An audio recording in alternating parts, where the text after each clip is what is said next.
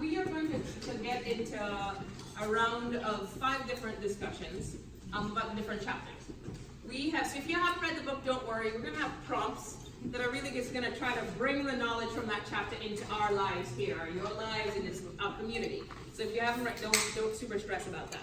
So in chapter 2, each section has like 2 or 3 questions. You don't have to get to all of them. You don't even have to start with the first one. If I read these questions and that third one hits your heart, just start talking. If you only get to that third one in the group, because everybody wants to talk about that, great. These are more prompts to get us thinking about things. So, colorblindness to race-conscious parenting. Discuss and respond to the group's fears about making that move. And we just kind of started that conversation here. But most of us were brought up in a colorblind world. I actually was also brought up in a colorblind world because my country is 90-something% brown. So you can't be like, oh, that brown person over there, that black person over there. It doesn't work. So we didn't talk about race at all for a different, reason. But so how do we make that shift, and what are our fears about making that shift? This one is key to me.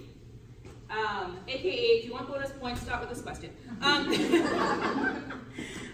Discuss.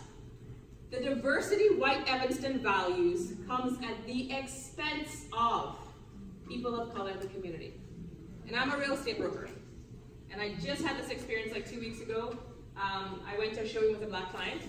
And as we were leaving, the other realtor, who was white, was like, well, do you know much about Evanston? I grew up here, I raised my whole family here, and my kids went to ETHS, and they just had the most lovely, diverse experience. It was amazing. They can interact with kids of any race.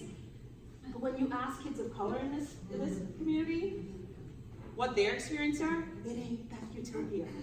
And so it struck me in that moment, as I walked away, that this woman's utopia is at the expense and on the back of people of color in this community. So talk about that.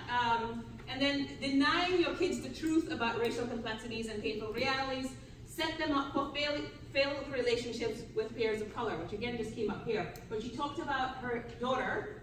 If she told her daughter, oh, police are your friends, and she has a black cousin whose parents can't give her that same story, then they're going to get on this topic and they're not going to be like, what are you talking about?